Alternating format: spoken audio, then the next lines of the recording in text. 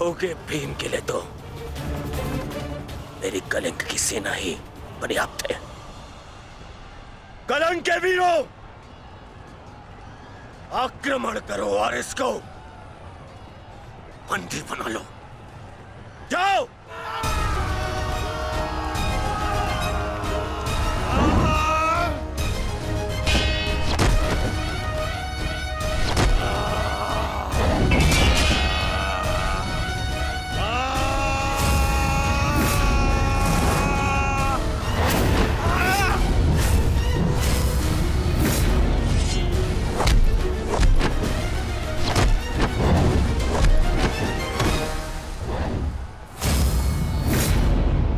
दुर्योधन, बस ये इतने से थे?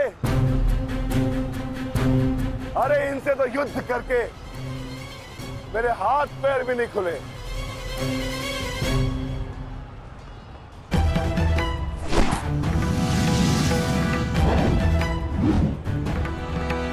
आप नियम भंग कर रहे हैं आचार्य। आप एक साथ दो पर आक्रमण नहीं कर सकते। स्मरण रहे कि युद्ध के नियम के अनुसार दो योद्धा एक योद्धा पर आक्रमण नहीं कर सकते, परंतु एक योद्धा दो योद्धाओं पर आक्रमण कर सकता है। सहदेव,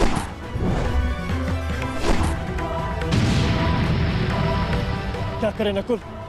कुछ करना होगा। हमें गुरु दौड़ को रोककर अधिक से अधिक समय भ्राता भीम को देना होगा।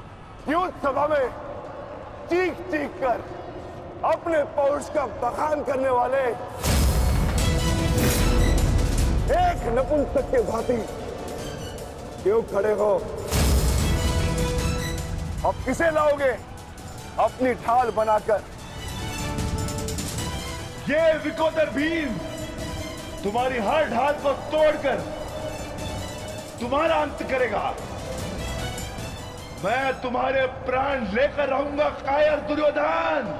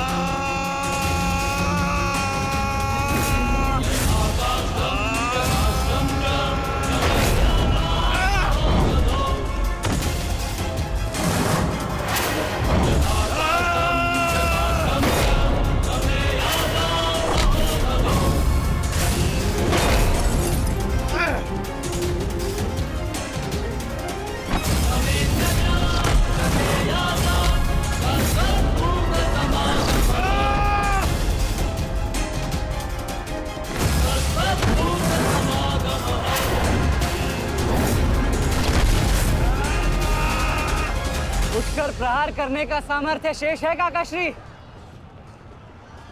या पराजय स्वीकार करते हैं? जय और पराजय की चुनौती बराबरी के योद्धाओं को दी जाती है बालक। प्रतीत होता है कि अभी तक तुम्हें कोई समर्थ योद्धा नहीं मिला।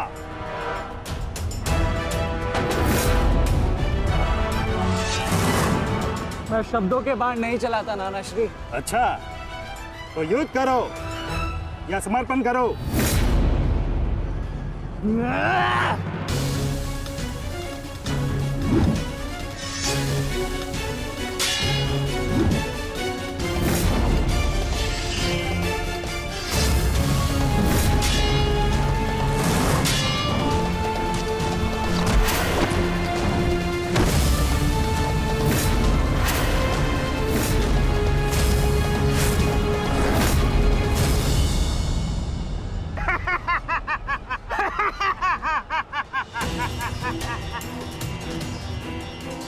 क्या हुआ, थक गए? अरे ये उस मूर्ख विराट पुत्र उत्तर की संगति का प्रभाव है। ये उसे भी यही लग रहा था कि मेरे समक्ष वो कुछ कर दिखाएगा, और मूर्ख मृत्यु को प्राप्त हो गया। मृत्यु को चींटी की भांति इन्हीं हाथों से मसल दिया मैंने उसे। पीछे हट जाओ अभिमन्यु, अन्यथा उत्तर से कहीं पीड़ादायक मृत्यु मिलेगी, मृत्यु। तो ये समझिए कि आज उत्तर का प्रतिशोध पूर्ण होगा।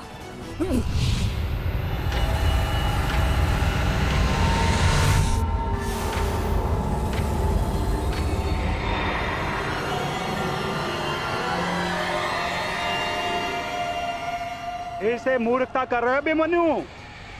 मेरी शक्तियों के बारे में ज्ञात नहीं है। शत्रु का क्रोध मुझे और बलशाली बनाता है, बलशाली।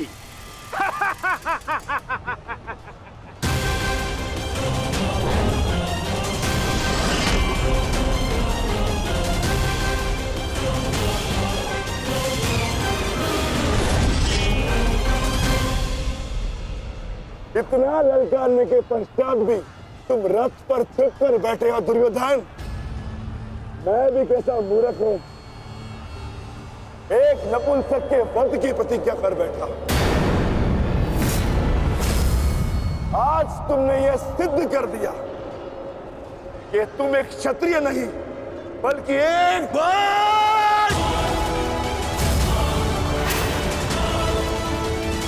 बहुत हो गया। सावधान! क्रोध से भरे कुमार भीम अब युवराज दुर्योधन की ओर बढ़ रहे हैं महाराज। मेरा दुर्योधन किसी संकट में तो नहीं ना? कहीं ऐसा तो नहीं कि भीम युद्ध के दूसरे दिन ही पांडव पक्ष को जय श्री दिलवा दे?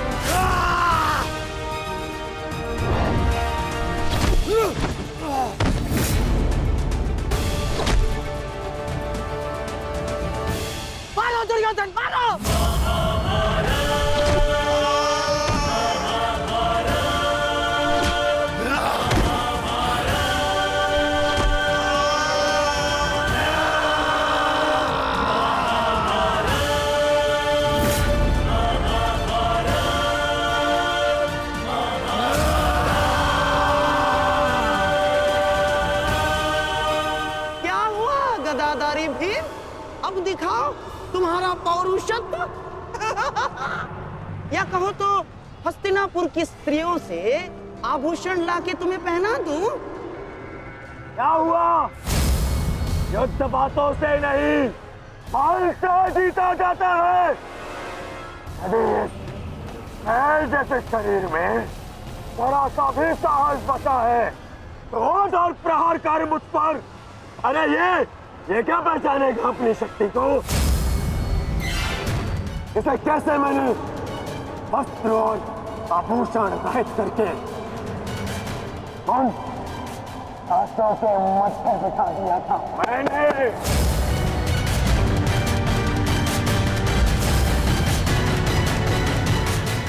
कदाचित ये भी भूल गया है कि कैसे मैंने बड़ी सभा में उस दासी द्रौपदी को उसका उचित स्थान दिखाया था।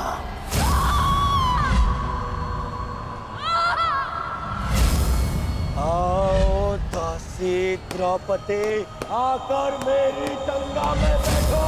आओ! वस्त्र हरण करो इस दासी का।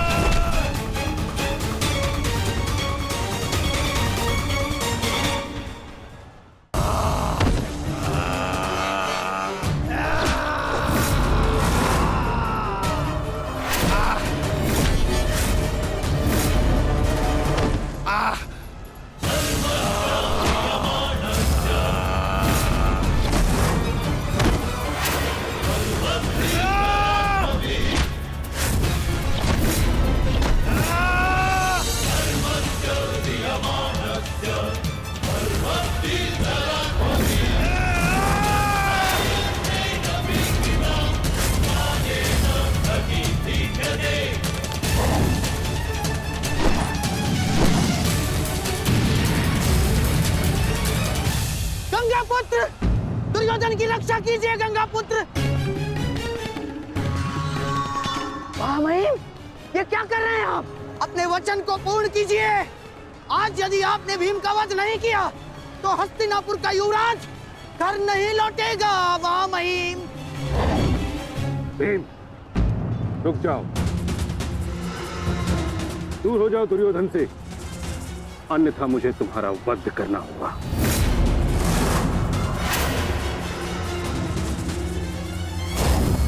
सावधान पितामह,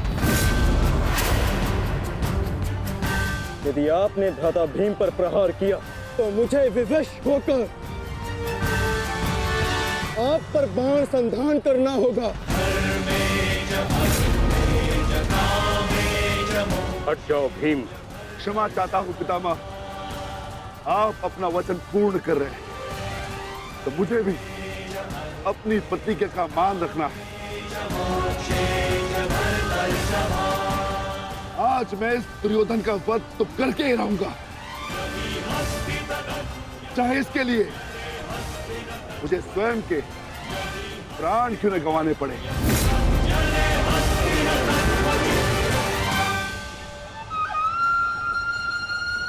स्वयं के प्राण गंवा सकते हो भीम, परंतु क्या अपने दोनों भ्राताओं को इस आहुति में झोंक दोगे तुम? तुम्हारी इस भूल का फल नकुल और सहदेव को भुगतना होगा भीम। जरा देखो उधर।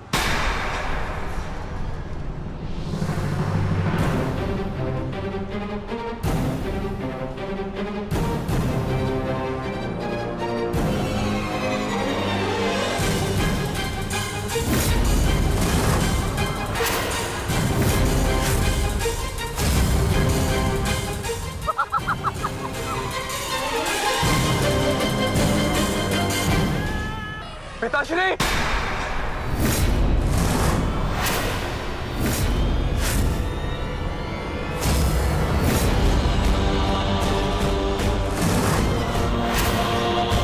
शस्त्र को नीचे करिए द्रोण, अन्यथा सदैव के लिए पुत्र से हाथ खो बैठोगे।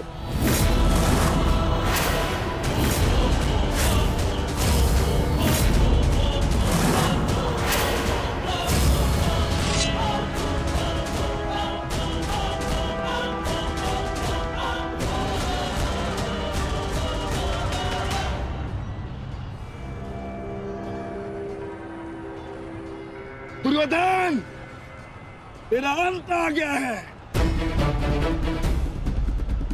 तुम्हारे पास दो विकल्प शेष है दुर्योधन। या तो देश युधिष्ठिर के समक्ष आत्मसमर्पण करो, अपनी सेना को पीछे हटने का आदेश दो, या फिर अपने प्राण यमराज को समर्पित करो।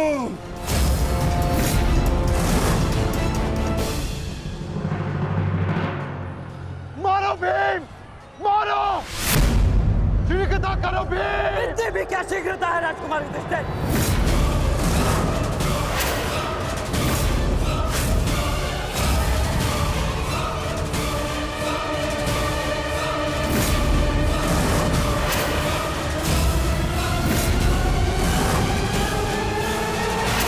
कब शेष है दुर्योधन।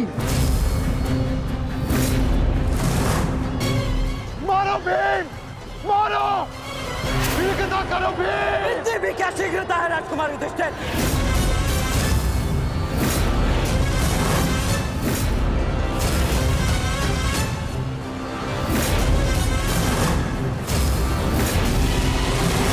पीछे हट जाइए विकोदर भीम, अन्यथा मूल्य अपने ज्येष्ठा के प्राण देकर चुकाने होंगे। नहीं भीम, नहीं! मेरी चिंता मत करो, अपना वचन पूर्ण करो। ऐसा अवसर दोबारा नहीं मिलेगा अनुज। मत करो इस दुर्योधन का, पांचाली के अपमान का प्रतिशोध लो भीम। मारो इस दुर्योधन को। एक बात पुनः सोच लीजिए, अवसर दोबारा मिल सकता है परंतु ज्येष्ठ के प्राण दोबारा नहीं लौटेंगे। मारो भीम, मारो!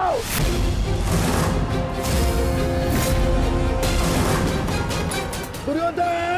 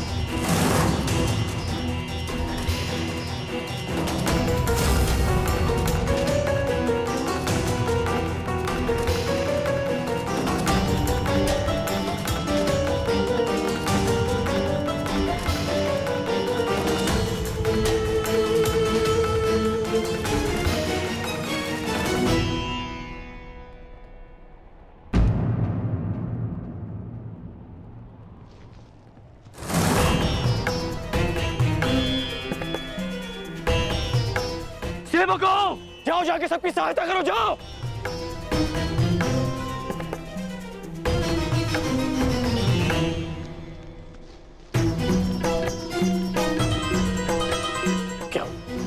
क्या हुआ?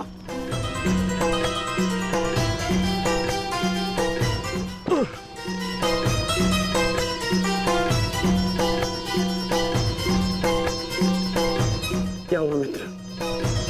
आज हम ये युद्ध हारने ही वाले थे मित्र। उस भीम ने मेरा वध कर ही दिया था, परंतु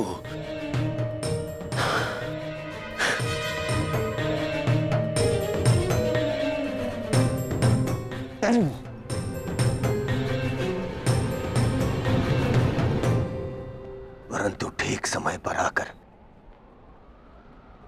वृषसेन ने पूरी परिस्थिति को ही बदल दिया।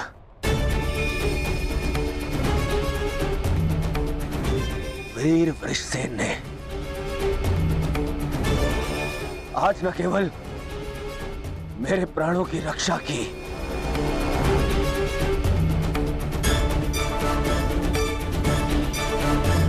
अभी तो कौरव सेना को एक लज्जाजनक हार से भी बचाया।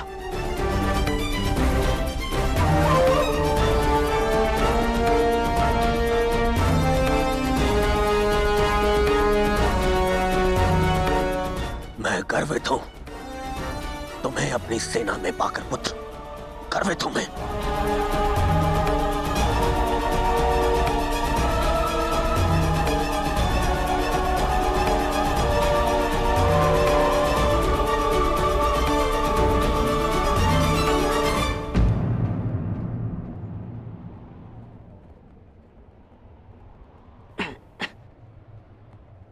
आप फिर से मेरे घाव देख रहे हैं ना पिताश्री,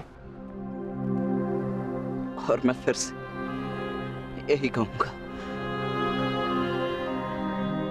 चिंता मत कीजिए।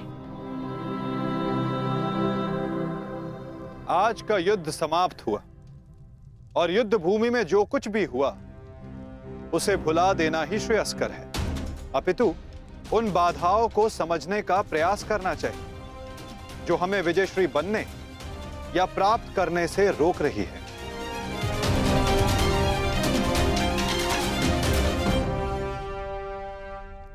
सबसे बड़ी बाधा तो वो कर्ण का पुत्र वृषसेन है। आज दूसरे दिन भी उसने दुर्योधन का अंत होने से बचा लिया। दुर्योधन के वध होने के पश्चात वृषसेन को अपने मार्ग से हटाना अति आवश्यक है। कुछ नहीं होगा आपके पुत्र को, और आपका पुत्र आपके मित्र को भी कुछ नहीं होने देगा।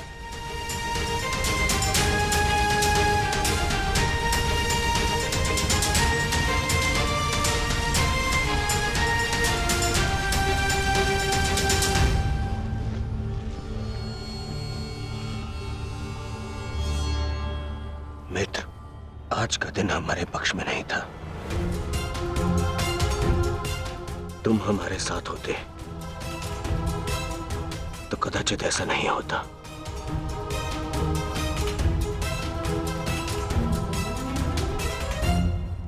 आज युद्ध भूमि में कौरव केवल धर्मराज युधिष्ठिर का वध करने का प्रयत्न करते रहे, और कल हम दुर्योधन को अपना लक्ष्य बनाएंगे।